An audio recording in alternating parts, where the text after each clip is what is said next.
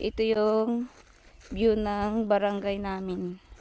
Barangay Santa Fe.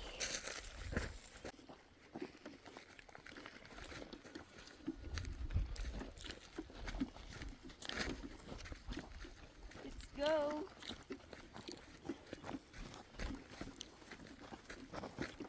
Dito kami dadaan, dito rin kami aakyat, so medyo nakakapagod yung pag-akyat namin. Kita nyo naman pa ganun talaga pataas. Balikan namin yung honeybee para hindi naman masayang yung pagod namin.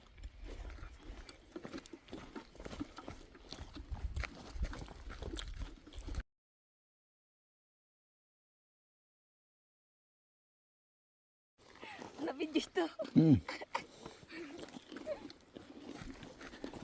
Ayan. Ayan na yung lagayan ng bee. Ay, ng honeybee. Ayan, tatlo pa rin kami. Tapos nauna na naman si tatay.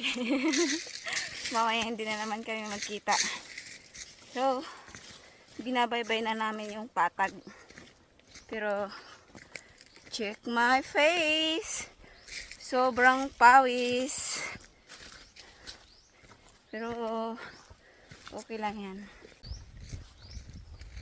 Ito yung binabaybay namin. Ano na siya, patag.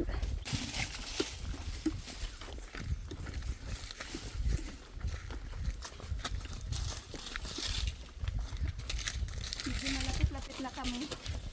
Siguro mga, yung malapit na yan, mga 15 minutes na lalakarin. Sa wakas, nandito si tatay. Tuloy na yung aming pausok. Ay, Pang! Hain na! So, yan, yung mga bantay namin. May buntis. Talagang hindi kami iniiwan. Nandito na kami.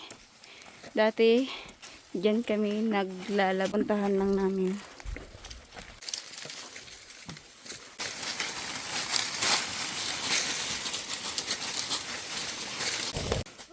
Nakikita nyo yan? Yan. Yan yung sisilaban mamaya. Mamaya tayo kukuha ng honeybee. Sana maraming laman. Yan na yung pang-dubdub sa honeybee para magpausok. Yan, gumagawa na si tatay.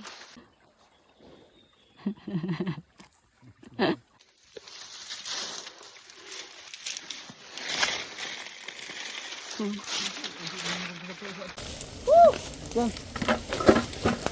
Suara ka na. Woo! Nagkutay na. Nagkutay na yung aso. Hai.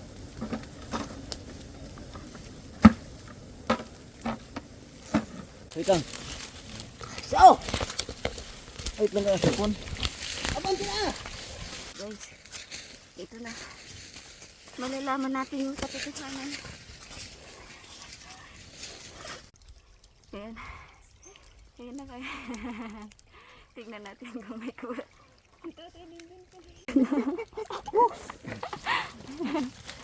Parang walang laman.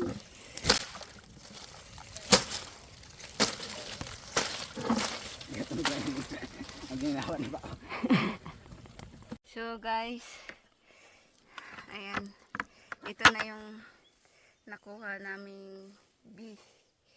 Mukhang konti lang yung niya, yung honey. Better luck next time. Mukhang konti lang.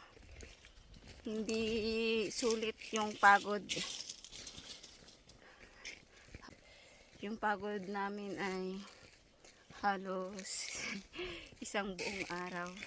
Yung oras ngayon pauwi kami for 46 ng hapon. Makulimlim na. Maliit pa lang yung niya, bahay ng bee.